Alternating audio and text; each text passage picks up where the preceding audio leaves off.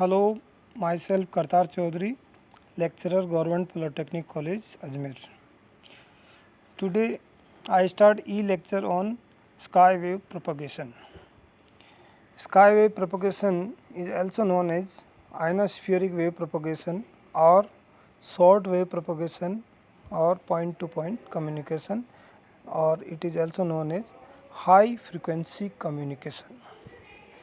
As according to name, sky wave propagation, in this mode of propagation, signal is transmitted in the sky almost 50 to 400 km above the surface of earth, and the orientation of transmitting antenna is made such that signal propagate above the surface of earth in the sky. इसमें 50 kilometre से 4 kilometre के between में एक आयनोस्फीयरिक layer होती है, ionosphere जिसे कहते हैं, और ये एक एनवायरनमेंट की स्पेशल करेक्टरिस्टिक्स होती है कि इसमें आयंस होते हैं, नंबर ऑफ एटम्स होते हैं, जहाँ से सिग्नल रिफ्लेक्ट या रिफ्रैक्ट होके बैक रिसीविंग एंटीना तक या अर्थ तक पहुंचते हैं. अब इसको स्काई वेव क्यों कहते हैं? बिकॉज सिग्नल स्काई में ट्रांसमिट किए जाते हैं, ट्रांसमिटिंग एंटीना से ऊपर की तरफ ट्रांसमिट किए जाते हैं और सिग्नल प्रोपोगेट करते हैं हवा में ऊपर की साइड में, और वो भी अर्थ की सरफेस से 50 किलोमीटर से अबव उनका रिफ्लेक्शन होता है. 50 to 400 kilometre above signal reflect होके अर्थ तक वापस मूव करते हैं और रिसीविंग एंटीना के थ्रू रिसीव किए जाते हैं. That is the typical diagram of sky wave propagation. यहाँ पे ट्रांसमिटिंग एंटीना से सिग्नल रेडिएट किए गए हैं ऊपर की डायरेक्शन में, यानी एंटीना की डायरेक्शन हवा में ऊपर की तरफ स्काई की तरफ रही है, और सिग्नल आयनोस्फीयर से रिफ्लेक्ट होके अर्थ की तरफ आ रहे हैं. और अगर ज़्यादा डिस्टेंस तक इनको प्रोपोगेट करवाना हो तो वापस एक बाउंस, फिर दूसरा बाउंस, इस तरीके से नंबर ऑफ बाउंस भी हो सकते हैं. यानी स्काई वेव प्रोपोगेशन एक लॉन्ग डिस्टेंस कम्युनिकेशन है जिसमें hundreds of kilometres to thousands of kilometre signal का प्रोपोगेशन पॉसिबल है. Now it is also known as ionospheric wave propagation. इस प्रकार के प्रोपोगेशन में आयंस लेयर का बहुत बड़ा इम्पोर्टेंस होता है, बहुत बड़ा उसका रोल होता है, बिकॉज सिग्नल आयनोस्फीयर से प्रोपोगेट होके आते हैं और आयनोस्फीयर अर्थ की सरफेस से 50 किलोमीटर से अबव होती है. यानी सिग्नल ऊपर जाके 50 से 400 किलोमीटर की रेंज में कहीं रिफ्लेक्ट और रिफ्रैक्ट बैक होके अर्थ पे आते हैं, तो लॉन्ग डिस्टेंस कवर कर लेते हैं. एक होप में हंड्रेड्स ऑफ किलोमीटर्स कवर कर लेते हैं. यहाँ देखिए ट्रांसमिटिंग एंटीना, फर्स्ट हॉफ जिसको स्कीपिंग भी कहते हैं, सेकंड हॉफ, तो नंबर ऑफ इस तरीके से हो सकते हैं, और फाइनली सिग्नल रिसीविंग एंटीना तक पहुंचते हैं. तो लॉन्ग डिस्टेंस पॉसिबल है इस टाइप के प्रोपोगेशन में. Besides this it is also known as point to point communication, because long distance पर सिग्नल को ट्रांसमिटिंग एंटीना से ट्रांसमिट किए जाते हैं और रिसीविंग एंटीना पे रिसीव किए जा सकते हैं, और जो सिग्नल रिटर्न होते हैं वो एक स्पेसिफिक डिस्टेंस पे आके हॉप करते हैं. स्पेसिफिक डिस्टेंस पे आके अर्थ की स्पेसिफिक डिस्टेंस को कवर करते हुए वापस रिटर्न बैक होते हैं. That's why it is also known as point to point communication over long distance.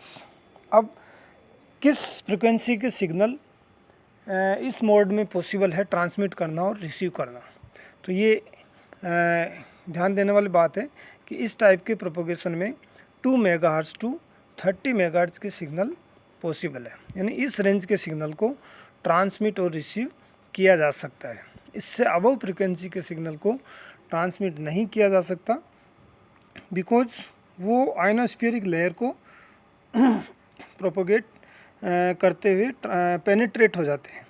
उनकी वेवलेंथ कम होने से 30 मेगाहर्ट्ज़ से अबव के सिग्नल आयनोस्फीयरिक लेयर को भेदते हुए, पेनिट्रेट करते हुए और आगे स्पेस में प्रोपोगेट कर जाते हैं और रिटर्न बैक नहीं हो पाते. इसी तरीके से 2 मेगाहर्ट्ज़ से बिलो के सिग्नल की वेवलेंथ कंपैरेटिवली ज़्यादा होने से ये सिग्नल्स आयनोस्फीयरिक लेयर के डी लेयर में ही एटीन्यूएट हो जाते हैं या रिफ्लेक्ट बैक हो जाते हैं। तो लॉन्ग डिस्टेंस पॉसिबल नहीं हो पाता, या तो सिग्नल एटीन्यूएट हो जाएंगे, डिस्ट्रॉय हो जाएंगे, या फिर रिफ्लेक्ट हो जाएंगे। तो डे टाइम में तो एटीन्यूएट हो जाते हैं और नाइट टाइम में वो रिफ्लेक्ट बैक हो जाते हैं।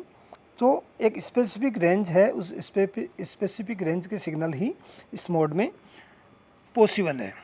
नाउ देखिए, डिस्टेंस बढ़ानी हो यानी लॉन्ग डिस्टेंस, जितने डिस्टेंस बढ़ानी हो उतने हॉफ हो जाते हैं, उतने स्कीपिंग हो जाती है। ये फर्स्ट स्कीपिंग है। इसी तरीके से और आगे सिग्नल को प्रोपेगेट करवाना हो, एक कंट्री से दूसरी कंट्री में सिग्नल को भेजना हो, कम्युनिकेशन इस्टेब्लिश करना हो, तो नंबर ऑफ़ हॉप्स यहाँ पे इस तरीके से हो सकते हैं, जिनको स्कीपिंग भी कहते हैं और हॉप्स भी कहते हैं। Now what is the structure of ionosphere. जैसा कि आइनोस्फीयर डायग्राम में दिखाया गया है, ये कोई एक जनरल बैंड नहीं होता है, बल्कि लेयर्स होती है और उसको मिला के आइनोस्फीयर कहा जाता है, जिसमें डिफरेंट लेयर होती है। D layer, E layer, F1 layer, F2 layer. तो 4 लेयर में आइनोस्फीयर को डिवाइड किया गया है। ये इसका कंस्ट्रक्शन है, ये इसका स्ट्रक्चर है।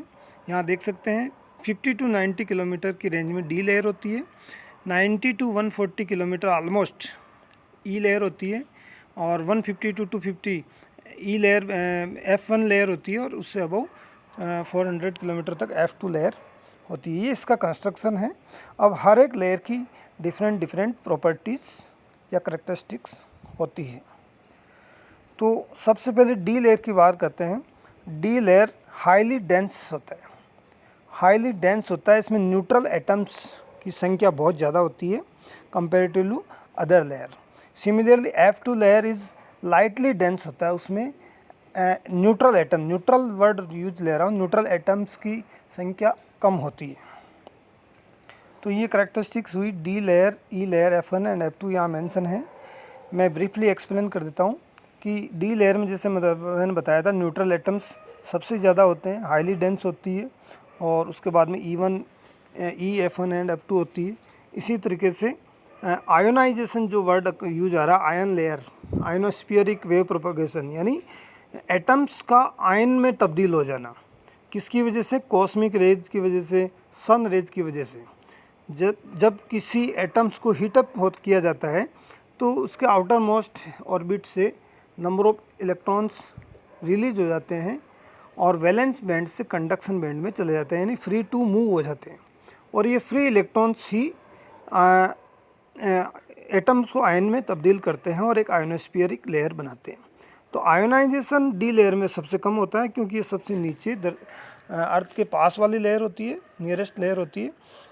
लेकिन न्यूट्रल एटम्स की संख्या सबसे ज़्यादा होती है, इसलिए हाईली डेंस भी होती है, और ये दिन में होती है, रात में ये लेयर गायब हो जाती है, disappear at night. E layer की रेंज बता रखी है और ये डी लेयर से ऊपर होती है, और ये इसकी जो न्यूट्रल एटम्स की डेंसिटी होती है डी से कम और बाकी से ज़्यादा होती है।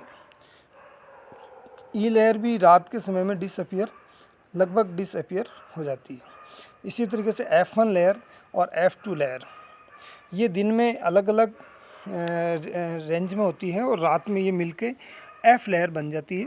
तो इस तरीके से इसका कंस्ट्रक्शन होता है लेयर्स का, और ये सब डिपेंड करता है सूर्य की एनर्जी, यानी दिन में सन एनर्जी, सन रेज से हीटअप होते हैं एटम्स और आयंस में तब्दील हो जाते हैं, नंबर ऑफ इलेक्ट्रॉन्स रिलीज होते हैं और एक आयनिक सरफेस बनाते हैं जिसकी विड्थ 50 to 400 किलोमीटर होती है। और रात में जब सन रेज नहीं होती है तो ये वापस रिकॉम्बिनेशन होता है और आयन से एटॉमिक रिकॉम्बिनेशन शुरू हो जाता है और ये विड्थ जो होती है आयनोस्फीयर लेयर की वो घटती जाती है। तो प्रोपोगेशन भी उसी हिसाब से डिस्टर्ब होता है। जब लेयर की विड्थ ज़्यादा होती है तो प्रोपोगेशन जो रिफ्लेक्शन मैकेनिज्म है वो सफिशिएंटली हो पाती है, और जब नाइट के टाइम में ये जो रिफ्लेक्शन मैकेनिज्म है वो काफ़ी हद तक डिस्टर्ब होती है। ये डायग्राम शो कर रहा है कि कॉस्मिक रेज फ्रॉम सन जो आ रही है वो F1 F2 लेयर को सबसे ज़्यादा हीटअप करती है, लेकिन इसमें न्यूट्रल एटम्स कम होते हैं। न्यूट्रल एटम्स सबसे ज़्यादा D में होते हैं, फिर उससे कम E में, फिर F1 और फिर F2। लेकिन हीटअप यानी आयोनाइजेशन सबसे ज़्यादा F2 और F1 में होता है, फिर E में होता है और फिर D में होता है। D में आयोनाइजेशन बहुत कम होता है, यानी high wave propagation, sky wave propagation normally D layer से नहीं होके E, F1 और F2 से ही होता है। अब ये कैसे स्काई वेव प्रोपोगेशन होता है ये देखते हैं। ये दो मैकेनिज्म यहाँ काम में आती है। एक मैकेनिज्म रिफ्रैक्शन है, जिसमें सिग्नल किसी एक डेंसिटी मीडियम से अनदर डेंसिटी मीडियम में मूव करता है, तो उसकी जो डायरेक्शन होती है वो कहीं ना कहीं चेंज हो जाती है।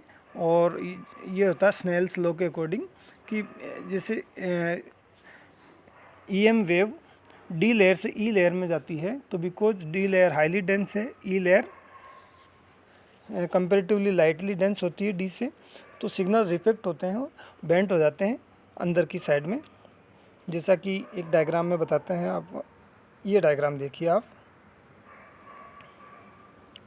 इसमें इंसिडेंट लेयर अपने मूल जो पाथ होता है उस पाथ से डाइवर्ट होके और बेंट हो जाती है, और इसी तरीके से E से F1 में जाएगी तो और ज़्यादा बेंट हो जाएगी, और इस तरीके से मुड़ती मुड़ती फाइनली सिग्नल्स होते हैं वो कुछ इस तरीके से रिफ्लेक्शन हो जाता है उनका। यानी मेन जो फिनोमिना होता है वो रिफ्रैक्शन का होता है, और फाइनली अर्थ से जो सीम होता है वो रिफ्लेक्शन होता है कि स्काई वेव आइनोस्फेरिक लेयर से रिफ्लेक्ट होके और अर्थ तक पहुंची। सेकंड जो ऑप्शन होता है या सेकंड जो कॉन्सेप्ट इसमें होता है वो होता है कि E और F1 F2 लेयर में आयोनाइजेशन सबसे ज़्यादा होते हैं, यानी नंबर ऑफ इलेक्ट्रॉन्स सबसे ज़्यादा रिलीज होते हैं, और नंबर ऑफ इलेक्ट्रॉन जिनकी चार्ज जो होता है नेगेटिव चार्ज होता है, यानी कहीं ना कहीं EM वेव के इलेक्ट्रिक फील्ड को अफेक्ट करते हैं। जब EM वेव उनसे इंटरेक्ट करती है तो वो उसको रिपेल करते हैं, और जब इलेक्ट्रॉन्स उसको रिपेल करते हैं तो वो रिफ्लेक्ट होके अर्थ की तरफ बेंट होती है। तो ये जो प्रिंसिपल्स है रिफ्लेक्शन के, जिसकी वजह से आयनोस्फीयरिक लेयर्स से इलेक्ट्रोमैग्नेटिक वेव रिफ्लेक्ट होकर अर्थ तक पहुंचती है, और बिकॉज इतनी डिस्टेंस, इतनी हाइट कवर करके और रिटर्न बैक टू अर्थ आती है, so very long distance communication is possible through ionospheric wave propagation. Here ionospheric wave propagation concept दिखाया गया है डायग्राम में, और इसी तरीके से इसमें नंबर ऑफ फ्रिक्वेंसी की वेव अलग अलग लेयर से रिफ्लेक्ट होती है। हाई फ्रिक्वेंसी की वेव F1 F2 लेयर से रिफ्लेक्ट बैक होकर आती है। लोअर रेंज जो होती है 2 मेगाहर्ट्ज़ से अबव, लेकिन लोअर जो रेंज होती है वो नीचे वाली लेयर से रिफ्लेक्ट होकर अर्थ तक वापस रिसीव होती है। तो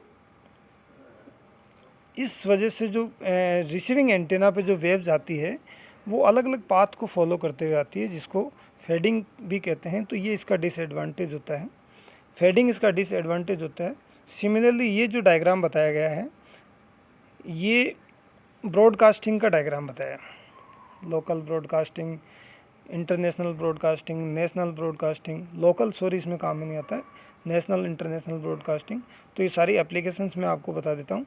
एडवांटेज है ये, और एडवांटेज में ये है कि इसका कोई वेदरिक जो कंडीशन होती है, एटमॉस्फेरिक कंडीशन, उससे कोई इफेक्ट नहीं होता है, और इसमें जो फ्रिक्वेंसी रेंज होती है वो हाई होती है और लार्ज डिस्टेंस को सपोर्ट करती है। इसी तरीके से कुछ डिसएडवांटेज उसमें मेनली फेडिंग एंड डिस्टॉर्शन है, बिकॉज रिसीविंग एंड पे जो सिग्नल्स आ रहे हैं वो अलग अलग पाथ को फॉलो करते हुए आते हैं, तो उसे फेडिंग कहते हैं। और उसमें फेज डिफरेंस होने की वजह से जो ओवरऑल स्ट्रेंथ होती है वो काफ़ी वीक होती है, बिकॉज सिग्नल एक दूसरे से सब्ट्रैक्ट होके और रिजल्टेंट सिग्नल रिसीविंग एंड पे प्राप्त होता है।